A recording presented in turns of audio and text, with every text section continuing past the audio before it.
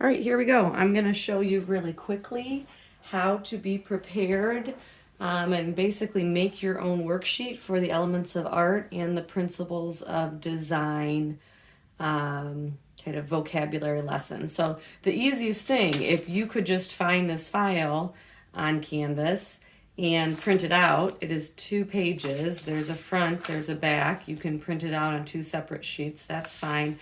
That's the easiest thing. But not everybody has printers at home. So we're just going to make our own worksheet.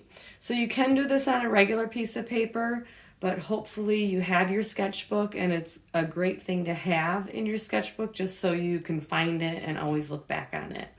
So what we're going to do, here's the essentials. We need at least 7 rows for each of the vocabulary terms, and then we need 3 columns. So that is on the back here for principles of art. We have 1, 2, 3, 4, 5, 6, 7.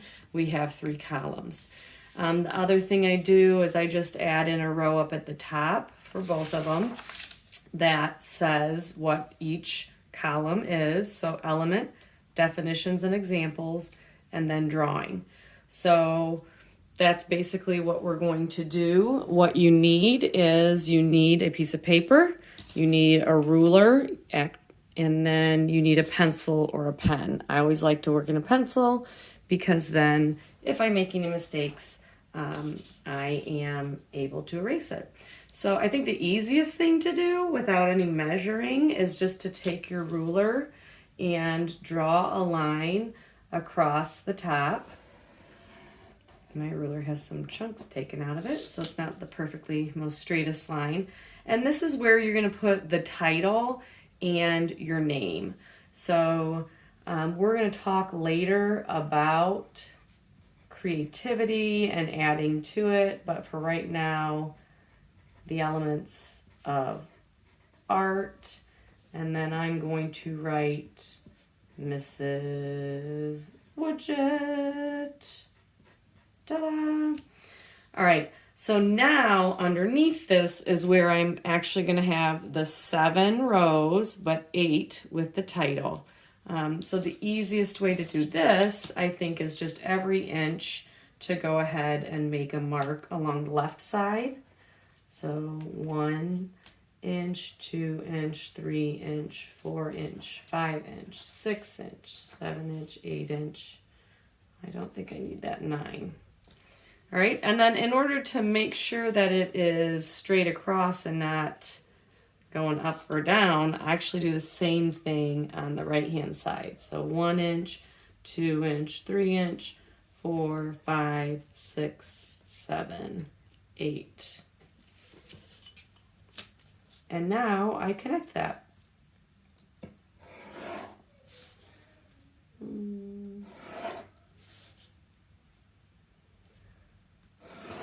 So when you do this, before you kind of move on to the columns, I would just say make sure you have 8 rows, these side to side, these lanes. And we'll see 1, 2, 3, 4, 5, 6, 7, 8. I've got extra space at the bottom, absolutely fine. And now we're going to make those rows, we're going to divide them down into columns. So this is up to you. You can really definitely eyeball it. But what I'm going to do is I'm going to make it mark at 2 inches. 2 inches. Then I'm going to make a mark at, so I'm going to look at the rest of this. This is 7 inches. I'm going to divide that in half. So I'm going to make a mark at 3.5 inches. So from the beginning, that's actually at 5.5 inches. And then this would be at 9 inches. Now, if you have a smaller paper, like a regular copy paper, that is going to be a different measurement for you. So you just figure out what works. All right, and then I am going to just go ahead and draw my columns in. Now again, if I want them to be straight up and down, I can use the same measurements. 2 inches, 5.5, and then the edge of the paper. So there I'm all set up. The next thing to do is go ahead and label those spaces just the same way. So this is the element, this is the definition and examples, and then this is the drawing.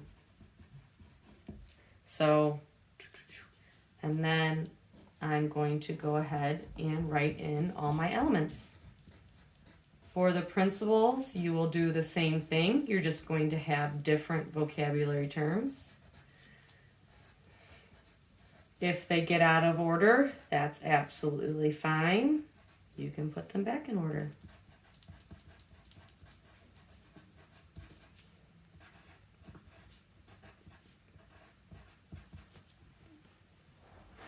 There it is.